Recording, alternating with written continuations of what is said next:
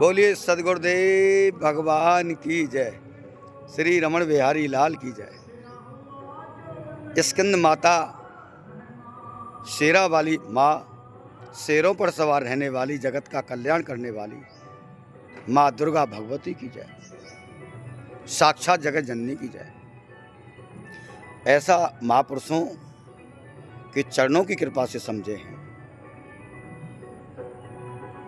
जब इस मानव प्राणी पर, इस जीव पर ठाकुर जी की परम कृपा होती है, तब ये जीव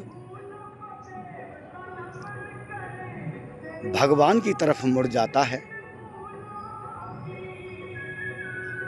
संसार की तरफ से पीठ हो जाती है। तब इसके अंदर संसार से, जड़ वस्तु पदार्थ से वैराग्य होता है।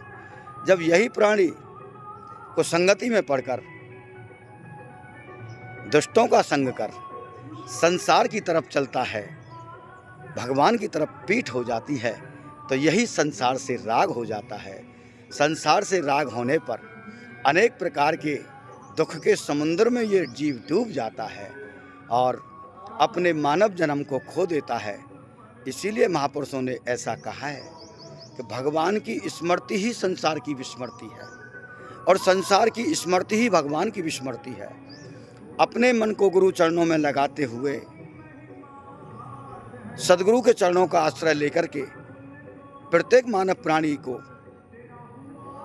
जो कि मानव का जन्म मिला है, केवल और केवल भगवान के चरणों को प्राप्त करने के लिए और संसार की सेवा करने के लिए मिला है। जब हम संसार की सेवा मान करके, नर की सेवा मान करके करते हैं, तो हम कर्म में बद्ध नहीं होते, क्योंकि वो सेवा ही हमारा धर्म बन जाती है, धर्म ही हमारा भक्ति बन जाती है, कर्म ही हमारा भक्ति बन जाती है। और जब संसार की तरफ जाते हैं, संसार की तरफ देखते हैं और हमारे हृदय में सेवा का भाव नहीं हो, काम का भाव हो, तो ये समझ लीजिए वही हमारे बांधने का कारण बन जाता है। हम बंध जाते हैं और हमारे जीवन में अनेक प्रकार के संकटों का सामना, प्रतिकूलताओं का सामना करना पड़ता है, जिसको हम सहन नहीं करते। जीवन में संकट, कष्ट, दुख, सुख सबको आते हैं, लेकिन जो भगवान की तरफ चलते हैं तो भगवान उनके दुख और संकटों को पार करवा देते हैं, निर्वाह करा देते हैं।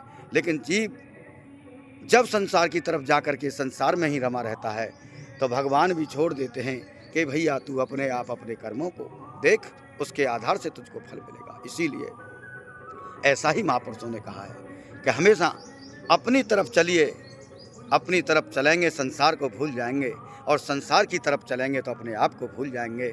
संसार की तरफ ज्ञान के नेत्रों से चलेंगे तो अपने आप को भी याद कर लेंगे, संसार भी सियाराम में हो जाएगा। और संसार की तरफ अज्ञान के नेत्रों से चलेंगे तो संसार अगर हृदय में आ गया तो नाव में जैसे जल आ जाता है, नाव डूब जाती है। और इसी प्रकार अगर संसार हृदय में आ गया तो डूबना ही डूबना है। इसीलिए संसार को सियाराम में दृष्टि प्राप्त करने के लिए गुरु चरणों में नित्य प्रार्थना करा करो। जय जय श्री राधे। कोई भूल हो, कोई गलती हो, कोई अपराध हो तो क्षमा करें। आपका दिन मंगलमय हो, भगवान से प्रार्थना करते हैं। माता रानी की सभी पर कृपा बनी रहे, ऐसी गुरु चरणों में प्रार्थना करें।